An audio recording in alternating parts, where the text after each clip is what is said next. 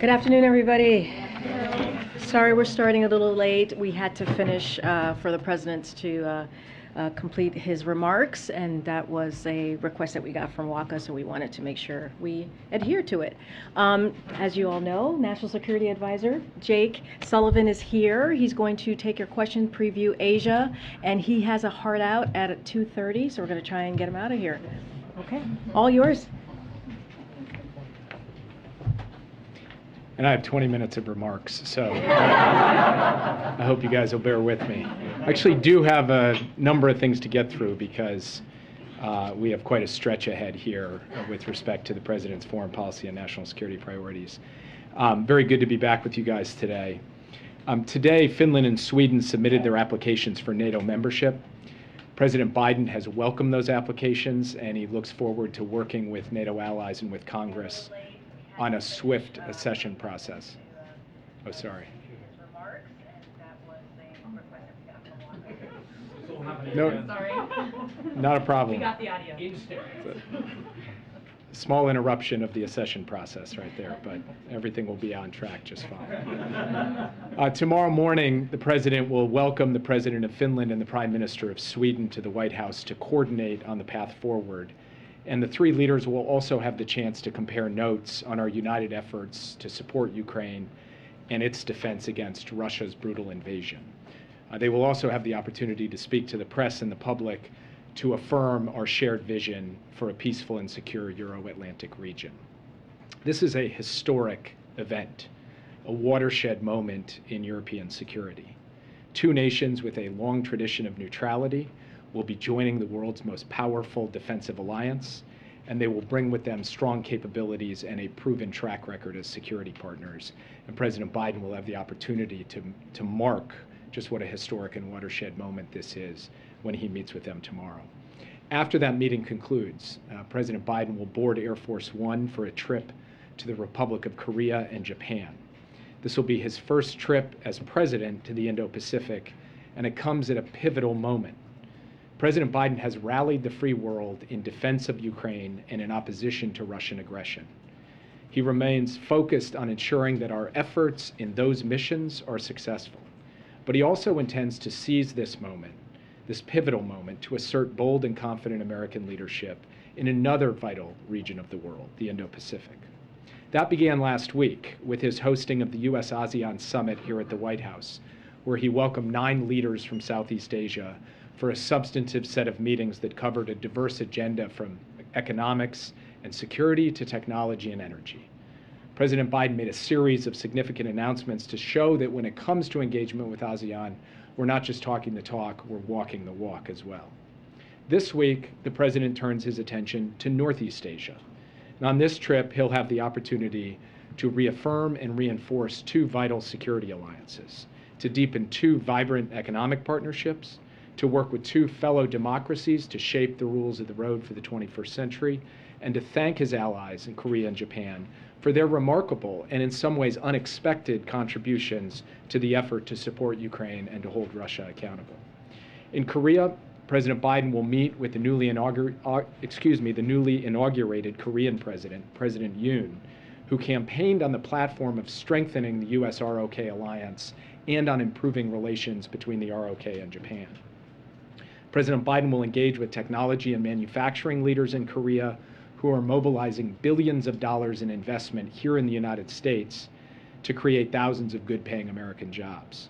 He will see American and Korean troops standing shoulder to shoulder in defense of our collective security and consult on the challenge posed by the DPRK's nuclear and missile programs. And he will highlight the truly global nature of the US-ROK alliance, from climate and energy and technology to economic growth and investment. In Japan, President Biden will meet with Prime Minister Kishida and his team, and we believe that the US-Japan alliance at this moment under these 2 leaders is at an all-time high. This visit can take us even higher. The 2 leaders will consult on the broad and deep economic relationship between our 2 countries, as well as on a range of regional and global security issues. We'll also cover the DPRK, as well as a number of other security issues, both in the Indo-Pacific and more broadly around the world. The US-Japan alliance is the cornerstone of peace and stability in the Indo-Pacific, and Japan's contributions as a security partner are rightly growing as the regional security picture becomes more challenging and dynamic. President Biden and Prime Minister Kishida will also be able to compare notes on the G7 agenda as the G7 summit approaches next month in Germany. In Japan, President Biden won't just have a bilateral program. He'll also have the opportunity to participate in the second in-person Quad Summit, following on the summit he hosted here in Washington last September. He will do this alongside the Prime Minister of Japan, the Prime Minister of India, and the Prime Minister of Australia. And we believe that this summit will demonstrate, both in substance and in vision, that democracies can deliver and that these four nations working together will defend and uphold the principles of a free and open Indo-Pacific. While he's in Tokyo, President Biden will also launch a new, ambitious economic initiative for the region, the Indo-Pacific Economic Framework. IPEF, as we affectionately call it, is a 21st century economic arrangement, a new model designed to tackle new economic challenges, from setting the rules of the digital economy to ensuring secure and resilient supply chains, to managing the energy transition, to investing in clean, modern, high standards infrastructure. President Biden will be joined in person by the Prime Minister of Japan for the launch of IPEF, and virtually by leaders from a number of Indo-Pacific partners, from down under to Southeast Asia to Northeast Asia. On security and economics, on technology and energy, on investment and infrastructure, we think this trip is going to put on full display President Biden's Indo-Pacific strategy, and that it will show in living color that the United States can at once lead the free world in responding to Russia's war in Ukraine, and at the same time chart a course for effective, principled American leadership and engagement in a region that will define much of the future of the 21st century. And with that, I'd be happy to take your questions. Yeah. Thanks so much. Can you talk to us about Turkey and what the administration is doing and what conversations you might be having with Turkey about their plans to block Finland and Sweden's applications? Is there a deal to be struck with Turkey? We're confident that at the end of the day, Finland and Sweden will have an effective and efficient accession process, that Turkey's concerns can be addressed. Finland and Sweden are working directly with Turkey to do this, but we're also talking to the Turks to try to help facilitate. I spoke with my counterpart today. Secretary Blinken is meeting with his counterpart, perhaps as we speak, in New York. And we feel very good about where this will track to. And President Biden will express that confidence, as we believe the President of Finland and Prime Minister of Sweden will express that confidence tomorrow. Yeah. The Korean media is reporting that President Biden will meet with former President Moon Jae-in during his visit to Seoul. Is that accurate? We don't have a meeting scheduled with President Moon at this time. Have there been any discussions between U.S. officials and Korean officials about Moon Jae-in potentially taking on a special envoy to North Korea-like role? I'm not familiar with any discussions along those lines. Yeah. In the statement today welcoming Finland and Sweden's application to NATO, almost at the very end, it said that while their applications for NATO membership are being considered, the U.S. will work with Finland and Sweden to remain vigilant against any threats to our shared security and deter and confront aggression. Does that mean that the U.S. is extending the NATO security umbrella to them while their applications are in process?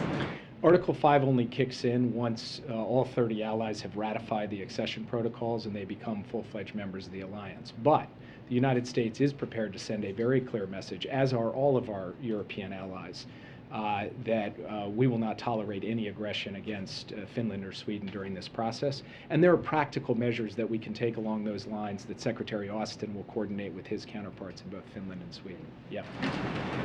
Jake, two questions, one on the accession and one on your trip. So when the initial NATO expansion happened, of course, there was a huge debate in Washington about whether it was a good idea or not. Remember, Ken himself wrote in the New York Times that he wasn't in favor of it.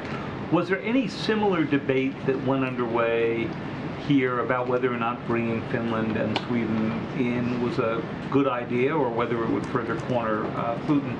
And on the trip, tell us a little bit about what you know on the evidence that North Korea may attempt either a nuclear test, hard to imagine what they would accomplish by a seventh test, or a missile launch, and what your preparations are if that happens during the trip. On the first question, President Biden posed the question to his national security team, to his cabinet principals, who cover national security as to whether they supported the accession of Finland and Sweden, and for them to consider the risks as well as the benefits of bringing Finland and Sweden into the alliance. Unanimously, President Biden's national security team emphatically supported the entry of Finland and Sweden into the NATO alliance on the grounds that they have already proven themselves as highly capable security partners. In the parlance, we say net security contributors, meaning they give a heck of a lot more than they take when it comes to a security partnership or an alliance.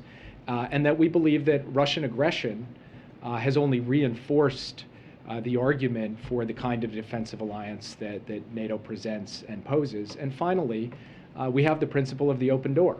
And the open door says that if countries meet the criteria of NATO membership and display that they can be net contributors to the alliance and to overall European security, they should be admitted. That is a principle that President Biden has believed since long before he occupied the Oval Office, and Finland and Sweden are two cases that are pretty clear-cut when it comes to meeting those terms.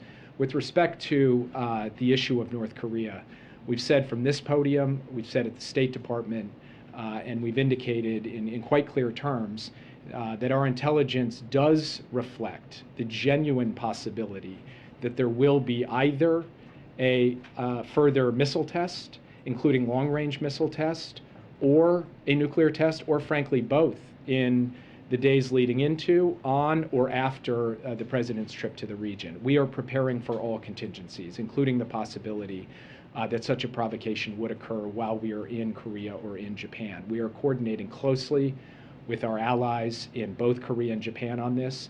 We have spoken with counterparts in China. I spoke with my Chinese counterpart this morning and covered this issue of the DPRK. And we are prepared, obviously, to make both short and longer term adjustments to our military posture as necessary to ensure that we are providing both defense and deterrence to our allies in the region, and that we're responding to any North Korean provocation. Yes. Jake, thank you. Two questions on different topics. One, could you update us on the situation with the Russian blockade on grains and also on Haiti? What happens with the Title 42, the Haitian migrants and maybe migrants of South America as well and Caribbean when it comes to the end of Title 42 on May 23rd, if that happens? So first, it is Russia's war of aggression against Ukraine and nothing else that is stopping tens of millions of tons of food from getting out of the breadbasket of Europe, Ukraine, and onto the world market to feed people in Africa, the Americas, Asia, and everywhere else.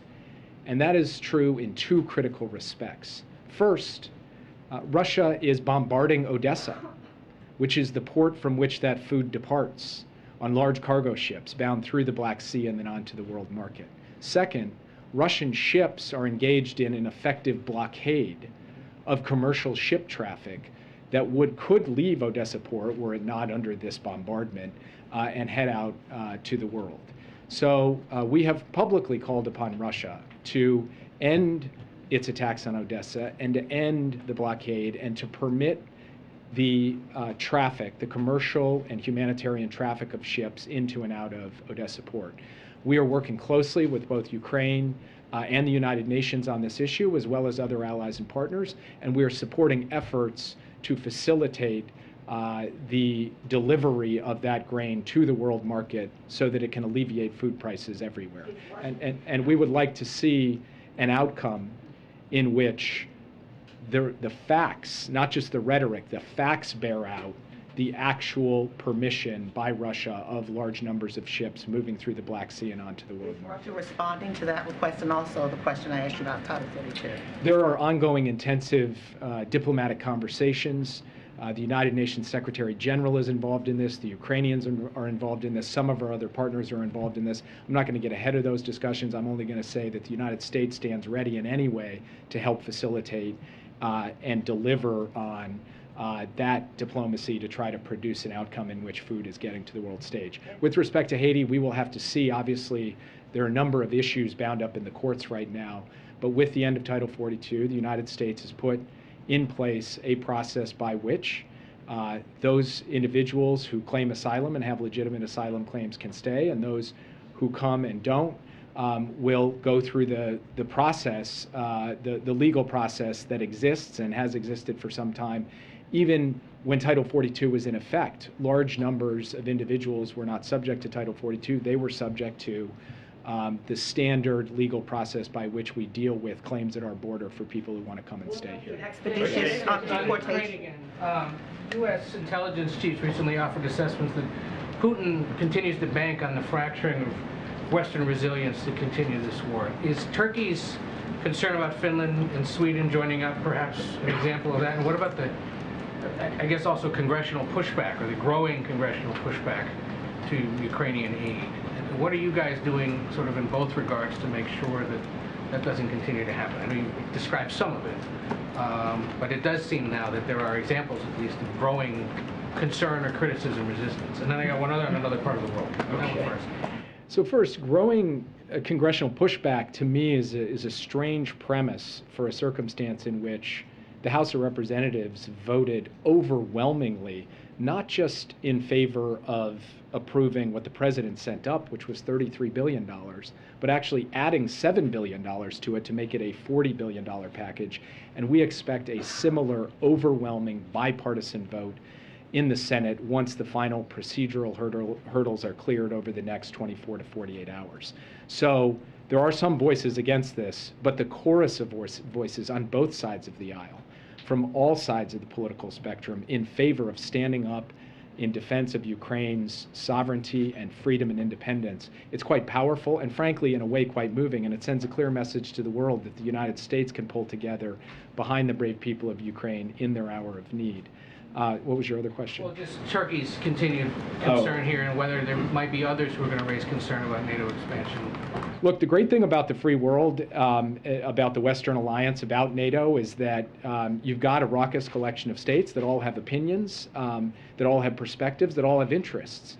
But they also know how to and when to pull together and how to settle any differences. And I expect these differences will be settled. I expect that NATO will speak with one voice in support of Finland and Sweden at the end of the day. And I think the remarkable unity you've seen with respect to sanctions coming out of the EU, the United States, and our Indo-Pacific partners, the support that we have provided Ukraine in terms of military and humanitarian assistance, it's only grown stronger over the course of the last 12 weeks. And we expect that that momentum will continue. And it's having a major impact on the battlefield. Ukraine won the Battle of Kyiv. Ukraine has now beaten Russia back from Kharkiv, and Ukrainian defenders are putting the military assistance we provided to good use in defending territory in the Donbass as well. Yes. Discuss a little bit about the challenges of trying to focus on the Indo-Pacific, a priority for you all from the get-go, given just, I mean, look, a bulk of the questions even here today have focused on other parts of the world. Tomorrow, Finland and Sweden are going, just the juxtaposition of what is going on in the world right now, as you all are trying to focus on the Indo-Pacific. And you know, it's interesting. We actually don't regard this as a tension between investing time, energy, and attention in Europe and time, energy, and attention in the Indo-Pacific. We regard this as mutually reinforcing. First, look at the Indo-Pacific partners that have stepped up to help make these sanctions and export controls as effective as they are. Korea, Japan, Australia, even Singapore.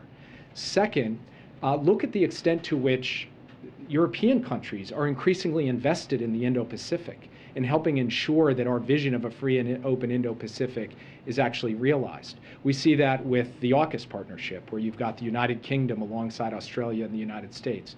We see it with the way the European Union has, for the first time ever, put out an Indo-Pacific strategy. And so actually, we think that there is something quite evocative about going from meeting with the President of Finland and the Prime Minister of Sweden to reinforce the momentum behind the NATO alliance and the free world's response in Ukraine, and getting on a plane and flying out to the Indo-Pacific, not just to deal with security issues, but to unveil a new far-reaching economic initiative, to host a Quad summit that will cover climate and cyber and emerging technologies, and to deal with Korea and Japan on issues that actually affect working people here in the United States, including major investments that will create jobs in states across the country. So for us, there is a certain level of integration and a symbiosis in the strategy we are pursuing in Europe and the strategy we're pursuing in the Indo-Pacific. And President Biden's unique capacity to actually stitch those two together is, I think, going to be a hallmark of his foreign policy presidency. Yes. Can you provide an update on when the president will visit Israel? And secondly, can you elaborate further on the specific security guarantees that the United States has made Finland and Sweden in the interim period?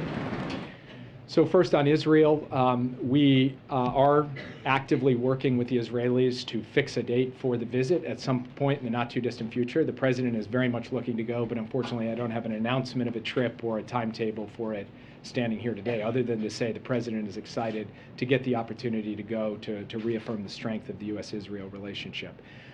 With respect to the specifics on security commitments or assurances or actions that we will take with Finland and Sweden, those are ongoing conversations that are happening at an operational and technical level between our Department of Defense and their ministries of defense, and also with other NATO allies and partners.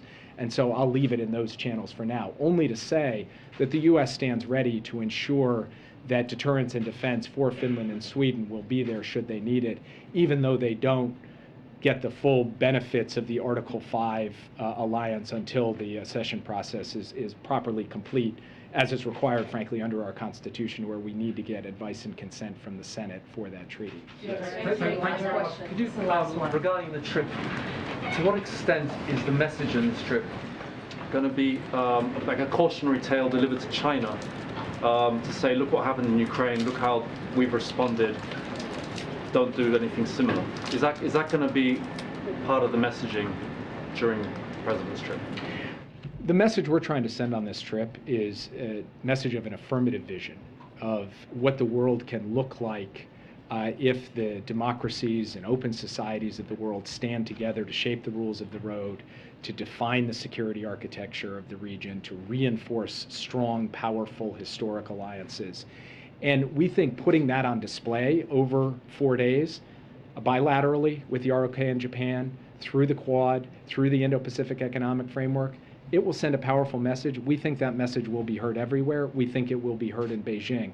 But it is not a negative message, and it's not targeted at any one country. It's targeted at an audience the world over about what American leadership, working flanked by allies and like-minded partners, can deliver for people everywhere. And we think we go into this trip very much with the wind at our back, with a strong case to make, that we have what it takes to be able to deliver against the security and economic challenges of our time. And President Biden will head into the Indo-Pacific with a spring in his step, and we're very much looking forward to this visit. Will the president visit the DMZ, Jake? Will the president visit the DMZ? You can ask Karine. He will not visit the DMZ. He will not. Why He will not? not. Why not visit the DMZ? Not on this trip. He will not. He will go to South Korea, as you know. They will have an agenda to talk about a lot of things, including North Korea, but he's not going to the DMZ. And just to reiterate here is that as vice president, he has been there before. But on this trip, he's just not. He's just not going to go on this trip. He's going to go to South Korea. He's going to show his support for the region, but he's not going to go to South Korea on this trip. I'm sorry, the DMZ on this trip. Okay, we all love Jake. Thank you so much for your patience. And I have one topper, and then we'll get to it. Okay, the Senate took an important step today with the bipartisan agreement announced by Chair Tester and Ranking Member Moran to advance their vision of the honoring our promise to address comprehensive toxics Act of 2022. President Biden has championed legislation to deliver the benefits and health care services that veterans impacted by toxic exposures have earned. This historic comprehensive bill will do just that. The pact will not only help deliver more timely access to benefits and services for veterans and their survivors, it will also ensure that the Department of Veterans Affairs can act more nimbly to add future presumptive conditions when the evidence warrants. And the legislation will help the VA provide our veterans the level of service they deserve.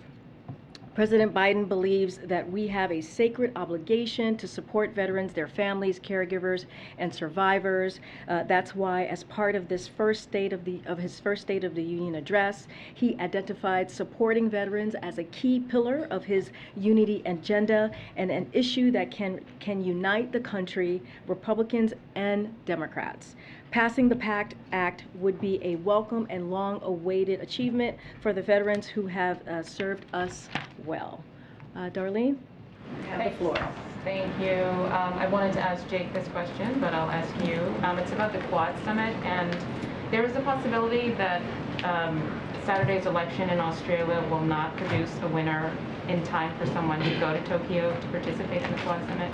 So what contingencies are there? Will the Quad meeting go ahead if Australia cannot I participate? believe the Quad meeting will go ahead. I don't have any more specifics than that about how that's going to affect any further deeper. But from what I understand, even Jake said this, that there's going to be a Quad summit. It's going to happen. We can talk more about the specifics of what it will look like with Australia. And then the First Lady's office informed us that Ashley Biden, the president's daughter, is positive for COVID. Can you tell us when was the last time the president tested negative? Is he testing today in preparation for travel? Yep, so the president tests regularly throughout the week as part of a cadence determined by his doctor. As we've communicated, the president is not a close contact with Ashley. It's been several days that he and the First Lady last saw Ashley. I think about a week is what I've been told. If his testing were to change because of a close contact, we'd let all of you know, but his cadence has not changed. I don't have when he last tested. And then one final question on the church attack in California over the weekend. We haven't seen the president comment on that at all.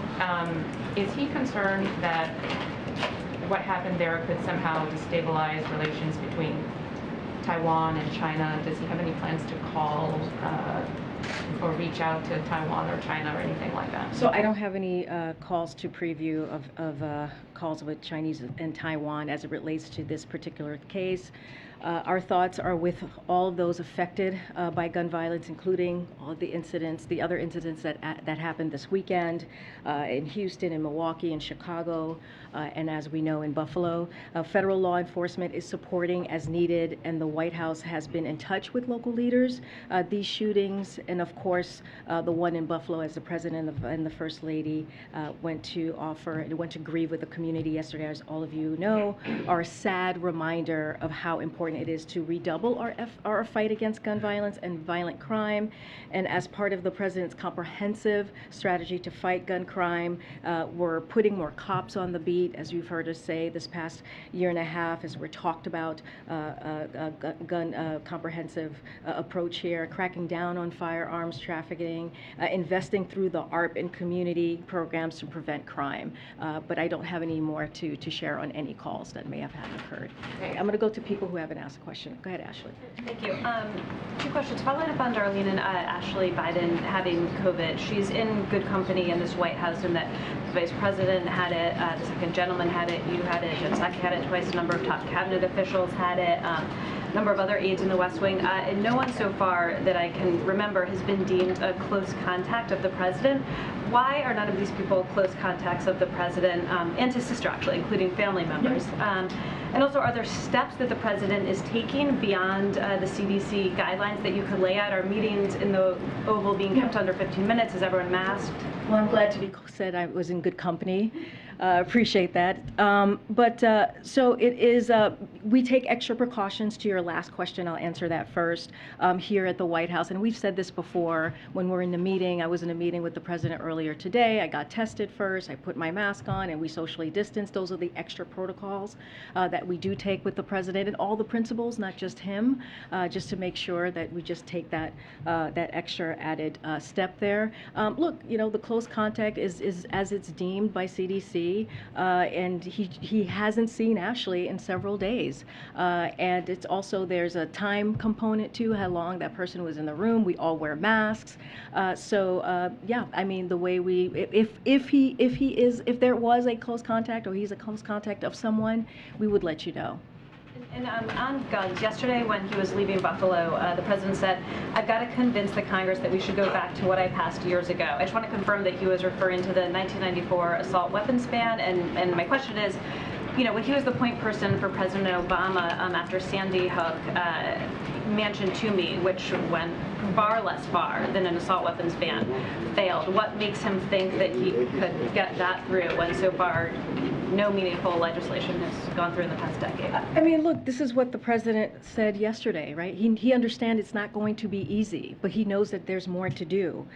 You know, our country is facing an epidemic that is very real, as we have seen this past weekend. This gun violence is costing lives every single day. And so, you know, when he was in Buffalo, we saw examples of that. He talked to the family, talked to them in a very personal way. And this is a top priority for the president, as it's been throughout his career. As you just mentioned, he mentioned his own legislation that he passed. Look, the president continues to urge Congress to act to pass universal background checks, to keep guns out of the wrong hands, and to renew a ban on assault weapons and high-capacity magazines to keep weapons off our streets. It's not going to be easy. He understands that, but he's going to continue to work very hard to make that happen. But I do want to add, Ashley, is that this administration has done more on gun violence reform via executive action than any other president in its first year in their administration. So that is his commitment in what he's done just this year and a half. Go ahead. Thanks, Karine. Jake mentioned his conversation with his Chinese counterpart this morning. The readout you guys gave was pretty sparse, and so I was wondering if you could give any more detail to that conversation, particularly a sort of update on how the White House is seeing China's actions towards Russia in light of Ukraine. I know that I don't have any more to read out outside of what was put out by us earlier today. I'm just going to keep it to that readout. And you know, Jake has spoken to this before about China and their relationship with Russia. We haven't seen any evidence of any like material that has been provided to Russia. That continues to be the case. I don't have any more to add on that. Let's go about a pair of bills on Capitol Hill right now. Sure. Both being forwarded by House Democrats. One is a Consumer Fuel Price Gouging Prevention Act, and the other is this domestic terrorism legislation.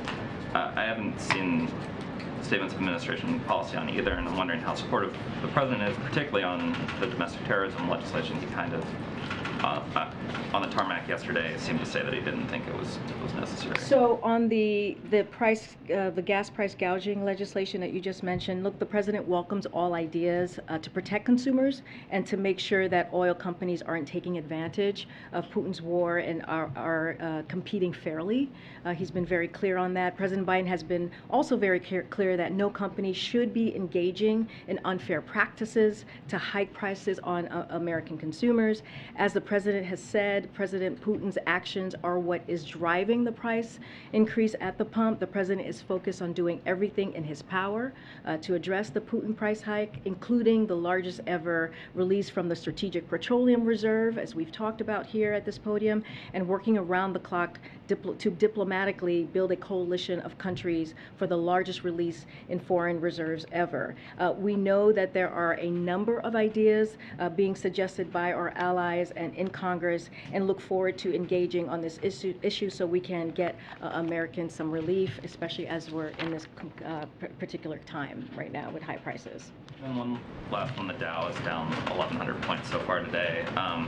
Chairman Powell did an interview with the Wall Street Journal in which he said he'd push forward on additional rate hikes, even if it resulted in unemployment coming up. Also, presumably baked into that is that the stock market, we've seen the stock market do poorly as the Fed hikes rates. So, you know, do you still, I guess, stand behind Chairman Powell's vision on rate hikes? And broadly, you guys have said you're not following day-to-day market tribulations, but we're now getting to a point where some of the gains that have defined the president's tenure are being erased. And so is there a new level of alarm within the White House about Well, as you know, we say this all the time, Josh, you know, it's Justin, the Fed chair, the Federal Reserve is independent. We leave them to make their own policy decisions. We do not get involved in that, and nothing has changed on how we see the stock market. That's not something that we keep an eye on every day.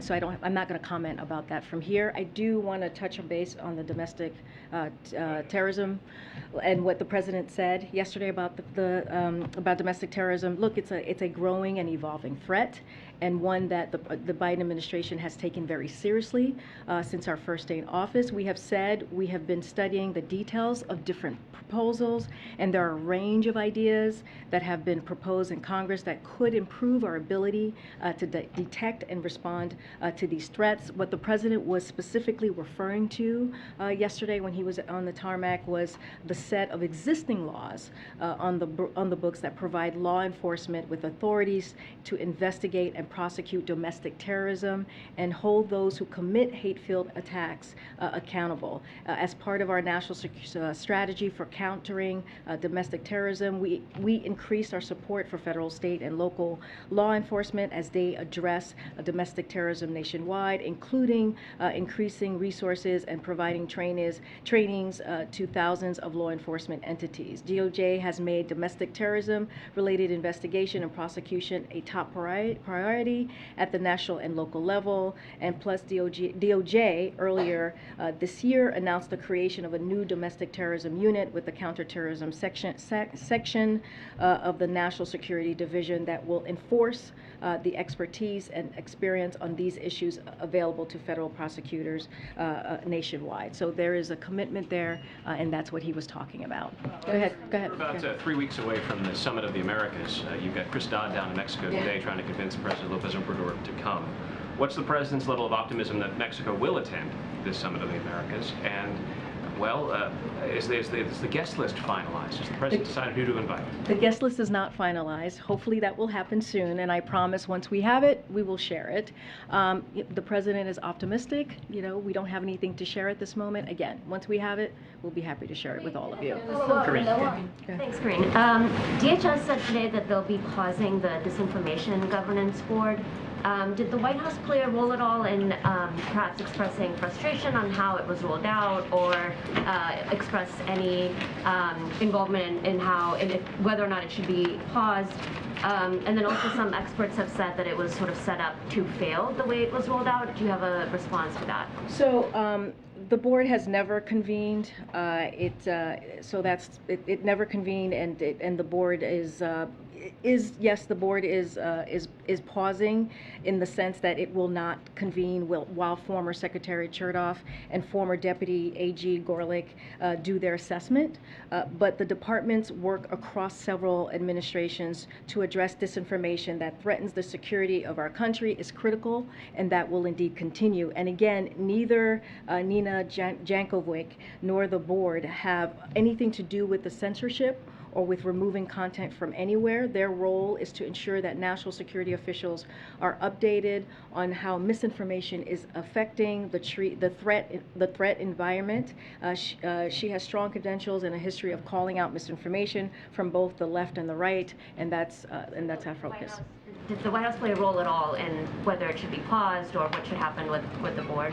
No. First of all, like I said, this is what's happening. There is a pause. We did not have an involvement in this at all. Just another quick question. Congressman Schrader, who received a rare endorsement from the president in a Democratic primary, is on track to lose. What does that say about the power of the president's endorsement? I mean, look, as it comes to, I have to be careful about what I can say here. But the race in Oregon was focused on just how much each candidate supported the president. That's what we saw in this particular race. His counterpart in the race, McLeod Skinner, ran on an agenda of President Biden's priorities, including lowering the price of prescription drugs and tackling climate change and the fossil fuel pledge. Her support for President Biden extends back to 2020 election when she said he's the guy. He knows how to choose a great team. On the campaign trail, McLeod Skinner has sought to tie herself herself to President Biden and paused and praised his presidency. Even on day one, President Biden endorsed Representative Schrader. McLeod Skinner wrote, "I respect Biden's work to tackle COVID-19 and rebuild our economy." In February, McLeod Skinner praised President Biden's effort at diplomacy around the situation in Ukraine. McLeod praised President Biden's plan to lower health and care costs, elder care costs, child care costs, and prescription drug costs as a transformative investment in the future of Oregon's families. So that's how we see it. We think both sides were very much supportive of the president. Thank you. Just to follow up, though, I mean, the question is both of them had similar platforms, to your point. Yep. And yet, President Biden endorsed one of them, and that candidate is on track to lose. So, are there concerns within the president, and I know you can't speak to the politics of this, is the president concerned that Not at he all. doesn't have enough juice heading into these critical No, not at all, midterms? because again, both candidates were running on a platform that supported, embraced the president's agenda. Has the president reached out to any of the Democratic winners overnight, particularly John Fetterman, who's still in the hospital, Sherry Beasley? I don't have any calls to read out, but I do believe the one thing that I can say here is that he spoke last night. The president did speak to Giselle Fetterman and wish the lieutenant governor was speedy recovery. And the president said of Fetterman's win and of the Republicans who are still locked in a pretty tight battle in Pennsylvania, whoever emerges will be too dangerous, too craven, and too extreme to represent Pennsylvania and the United States. Do the Democrats run the risk of underestimating the Republican Senate nominee in Pennsylvania? Look, and gubernatorial nominee?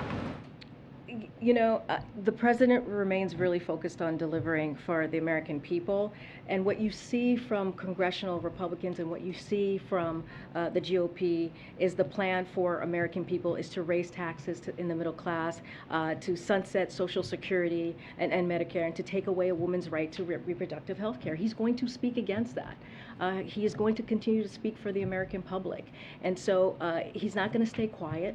And this is something that is incredibly important to make sure that the American people and what he's doing for the American people is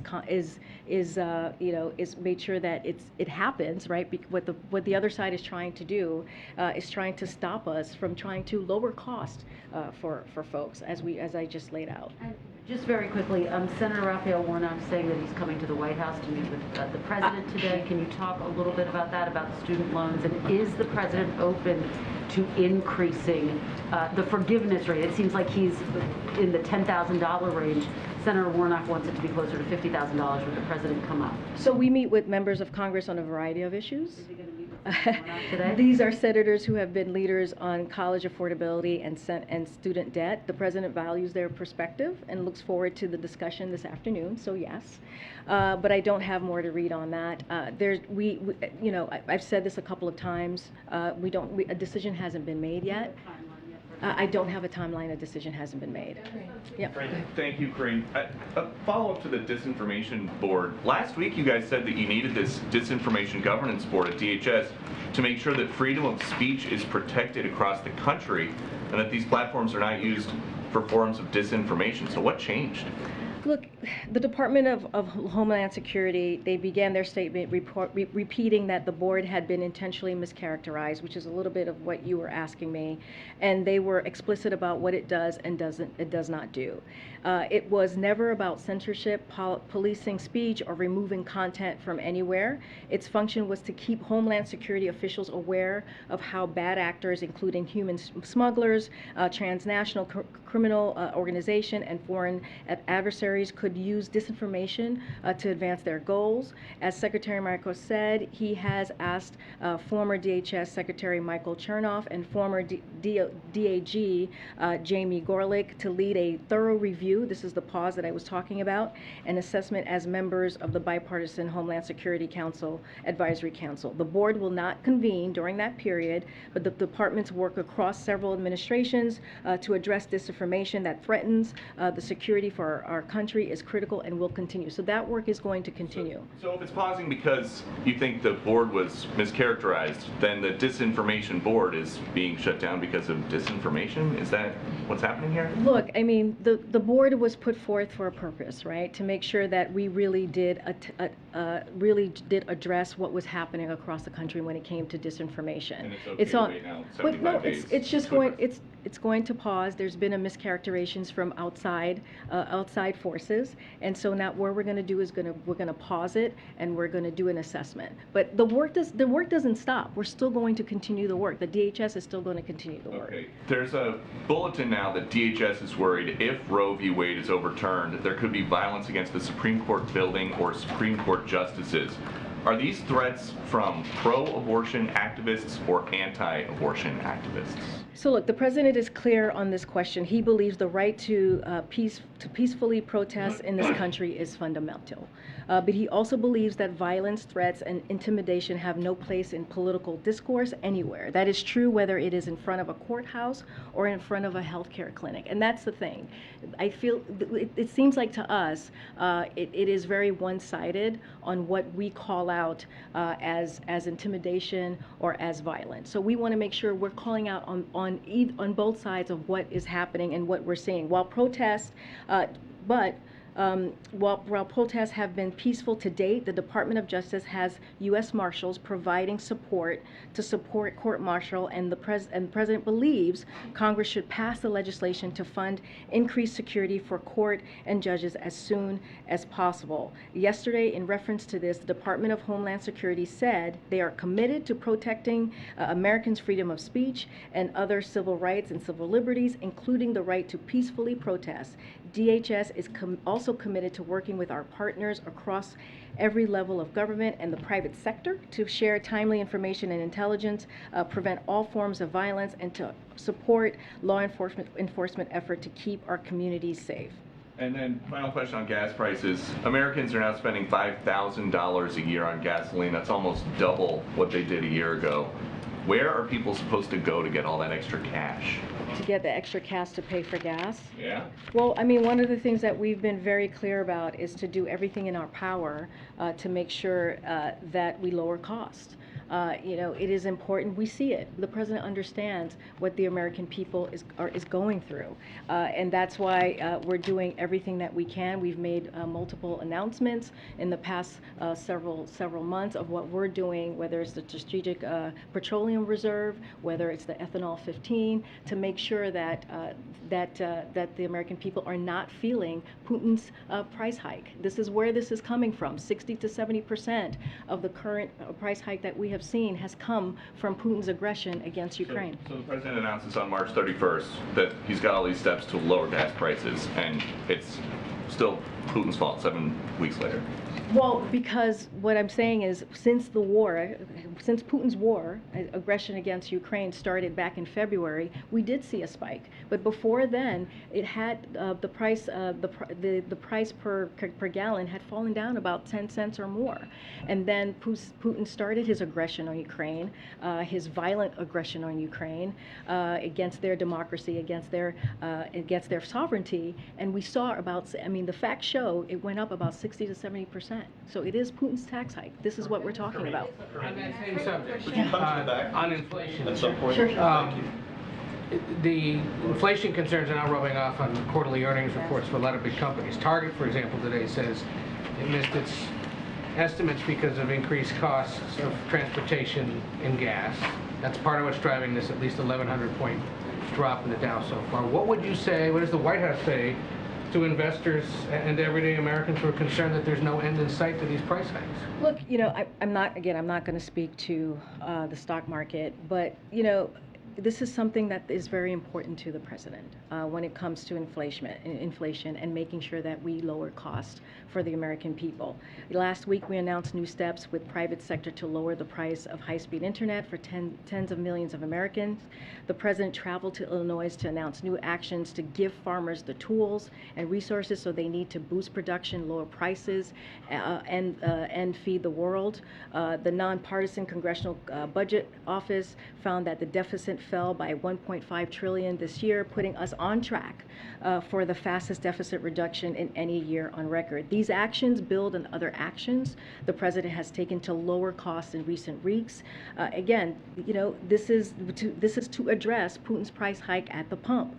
The president, as I was saying, allies and partners around the world, they came together. I was talking about the Strategic Petroleum Reserve, the 1 million barrels of oil per day for the next 6 months, in addition to the 60 million barrels of oil from other countries' reserve. I talked about the E15 gasoline that we have allowed to happen so that it could be sold this summer. The president also announced administrative actions to save hundreds of thousands of families hundreds of dollars per month by fixing the Affordable Care Act's family glitch. These are the things that we have been working on. This president has been working on for the past several months, understanding that it is important to lower the cost for American families, and we're going to continue to do that. I'm going to try and go to the back. Go ahead, you, sir. Thank you very much. Thanks a lot. Oh, yeah, go ahead. Go ahead. Can you talk a little bit about President Biden's long-term thinking on Ukraine? There's a possibility this war could go on for months or years. And what is the president's commitment to supplying weapons to Ukraine in the long term? Well, as you know, there is a supplemental. There is a Ukraine funding that's in the Senate right now for about $40 billion that we are encouraging the Senate to pass, and so that is going to be part of continuing to help Ukraine with material, with defense material and humanitarian aid. Look, this is something that's incredibly important to the president, but also to our partners and allies, that we make sure that Ukraine is able to defend their democracy. It is important for us as a country, as a leader, in this world, to make sure that we're doing everything that we can so that happens. What is happening in Ukraine, defending their democracy, defending their territorial integrity, defending their sovereignty, affects us all. And so this is something that we are going to continue to be partners with our allies, our partners. Jake was talking about the NATO alliance and how strong they are, how unified, how they're speaking in one voice in a way that we have not seen in years. And so this is something that we need to continue to be a leader on, and that's what he believes. And it's important to make sure that we protect our country's democracy. Making if Putin escalates after Finland and Sweden join NATO? Well, I'm not going to go into hypotheticals. We're going to focus on what's happening here and now. You know, again, I think one of the things that we have to remember, this is a war that Putin started. This is a war, his aggression, his violent, very violent war that we have seen. The Ukrainians and their government have fought very bravely, and we've seen that with Kharkiv. We've seen that what they've done in Kiev. It is remarkable what they have been able to do in fighting back this aggression against their country. And so that is going to be our focus, to make sure that they have everything that they need to strengthen their table when it comes to hopefully having some diplomacy and getting to an end of this war. But in the meantime, we have to support them. Karine. Yep. Go ahead, Jonathan. Thank you, Karine. In the wake of the Buffalo shooting, there have been several civil rights groups who have expressed some unhappiness at the lack of outreach from the Biden White House and frustration about a lack of progress on hate crimes, gun violence, and so on. I'll just read you one. Yeah. The Reverend Al Sharpton, who has been a visitor of the White House several times, says, quote, "This administration has met less with civil rights and civil liberty groups than previous administrations in a formal, sustained way." He goes on to say that they've asked for a meeting here in the wake of this shooting, and quote, "We've got no response from the White House." Can you give an update on this? Will there be a meeting with civil rights groups, and can you address his frustrations? So, I don't have any meetings to read out for you, or any meetings scheduled at this time. You know, we respect the Reverend. He's been here many times before, as you know. Are you talking about the letter that the from gun rights groups have written There were about 40 plus. I think it was in your. There's Okay. that, but he says civil rights groups have also asked the White House for a meeting. Yeah, we've met with civil rights groups over the last year and a half. I don't have any meetings to read out to you at this time. Look, the one thing I do want to say is that, you know, the president agrees with these groups on the urgency of acting, and he applauds the work that they're doing to rally support around the country for a common sense agenda to fight the epidemic of gun crime. He understands that. That's one of the reasons he went to Buffalo, to have that conversation, to grieve with the family, and he spoke to them in a very personal way. There's a couple of things from that letter that I do want to just talk about in a little bit, since it was in your publication. He agrees that innovative neighborhood-based crime prevention programs like community violence intervention need to be at the core of our toolkit to make our common sense safer. That's why the president has unlocked existing money within the government to invest in community violence intervention. That's why he secured more money for that in his 2022 budget, and that's why he's calling for a significant increase in funding in his 2023 budget. He is calling for a $5 billion investment over 10 years. The president also is going to continue to call on Congress. He talked about this yesterday when he was in Buffalo, to pass common sense gun violence legislation that would keep weapons off our streets and keep guns out of the hands of criminals. We're working closely with Leader Schumer and Speaker Pelosi on this and other issues, and we'll defer to their judgment on legislative mechanics, give them space to work on that and to do that. And finally, on the question of a gun violence coordinator, I was asked that yesterday. I think I was asked specifically about an office. You know, we have Ambassador Susan Rice here, who is the chair of the Domestic Policy Council, as you all know, and she is coordinating President's whole of government approach to reducing gun violence, leading a 12-person team that connects violence reduction to broader resources like mental health supports, workforce development opportunities, and more. She has decades of experience coordinating interagency process in the federal government. There's no one who is better at bringing stakeholders to the table to drive progress, and we know that. So that's important because tackling an issue as complex in gun violence requires multidisciplinary approach, and we're talking about housing, mental health, community support, all of the things, apprenticeship, all of the things that are so important in order to deal with this issue. I'm trying to say, oh my gosh, I'm trying to call on people I haven't gotten yet. Oh, we have to go? All right, guys, I'm so sorry, we have to go. But we will, hopefully I'll see some of you in Asia. All right. Have a good trip. Bye. I know. Next time, I promise. I did call somebody back there.